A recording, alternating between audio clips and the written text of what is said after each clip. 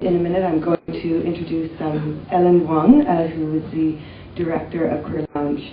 I want to welcome you here today for the Puccini for Beginners panel. We're really excited to have our guest here, who I will introduce in a minute. And I want to make sure you turn off your pagers and cell phones. And we're going to have a moderated panel at first, and then we're going to open the room up to questions. So keep them, and then we'll hand the mic around. And so if you have a question, wait until the mic gets to you. So welcome, Ellen Wong. Hi, everybody. I just want to be very brief and thank all of our presenting sponsors for making Queer Lounge happen. We're a nonprofit based in LA, and every year we have to raise the money to make this happen. So I'd like to thank Barclay Butera Home, which has made the room look extremely lovely. Absolute Vodka, Intel, and Q Television Network. And thank you very much for coming.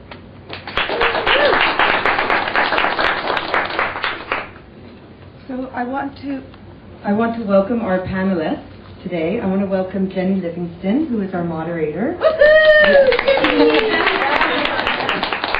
Very famous lesbian. Is that my only claim to fame? Oh, I'm sure you have many. So she has a film in this year's festival called Through the Ice, and it's great. And she'll be talking about it actually at the panel right after this, the Indie Filmmaking and Alternative Distribution panel. Her very famous documentary, Paris is Burning, which is a quintessential work of queer cinema, and then she also did the dramatic short Who's the Top, which is an amazing cabaret and wonderful film, which premiered at the 2005 Berlinale. And she's currently making a personal documentary called Earth Camp 1. Please welcome Jenny Livingston. I'd like to welcome Terry Dame, who is the composer of Puccini for Beginners, and she can talk a little more about that. And Maria Magenti in the middle, who brought us the wonderful incredibly true adventures of two girls in love, which meant a lot to me when I was a lot younger. I loved it, very romantic. And she's been writing for Without a Trace, and this year she's premiering Puccini for Beginners. So please welcome Maria Magenti. And we also have one of the producers of Puccini for Beginners, Eden Wormfeld. So please welcome her. Let's get started. All right. So this film, I don't know how many of you have seen Puccini for Beginners so far, and some of you will undoubtedly go see it. You'll remember everything that was said in this panel when you go to see it. But the thing I was telling Maria, it's a remarkable film because it's very well written, it's beautifully cast, and it's very well directed. And as you know, those three, that triumvirate of things is not an easy achievement.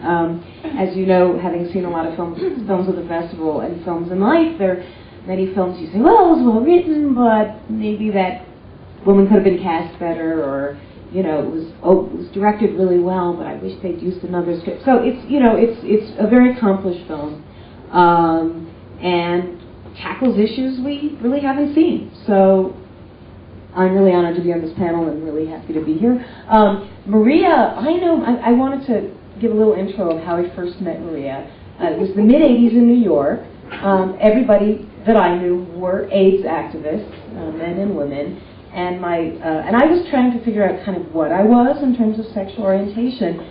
And my gay boy roommate, who'd been going to ACT UP quite a bit, said, well, Jenny, if I were thinking of being a lesbian, I know what lesbian I'd be interested in.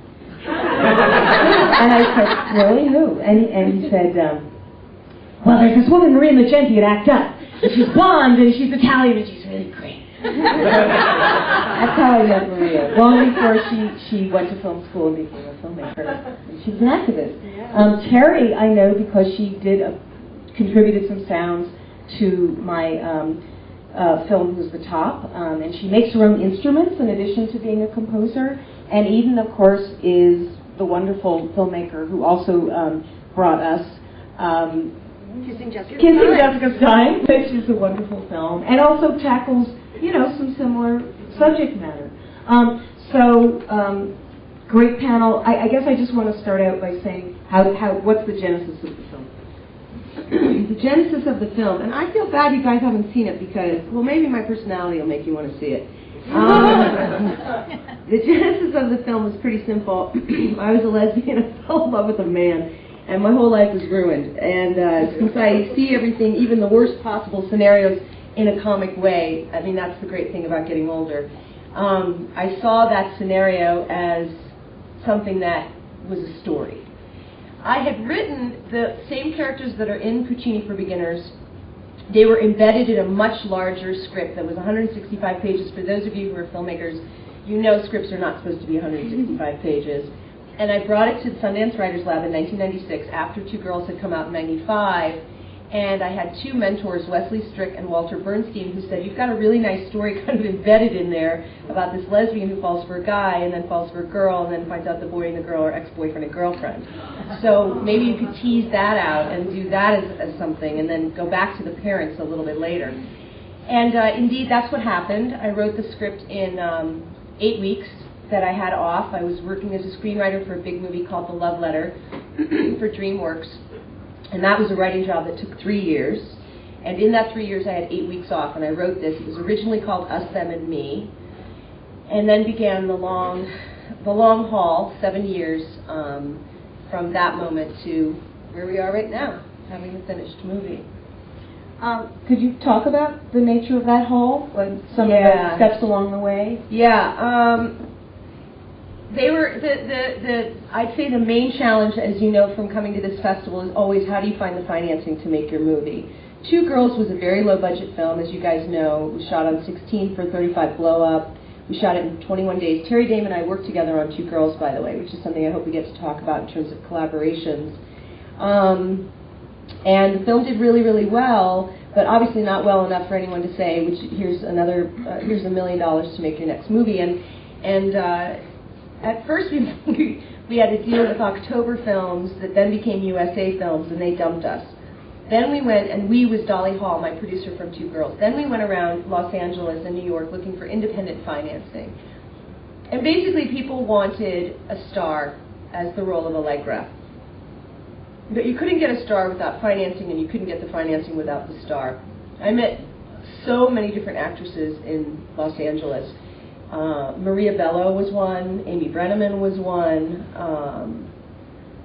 Monica Potter. I mean, anyway, you go out, you meet them, and they don't read for you, so you have no idea whether or not they're right for the part.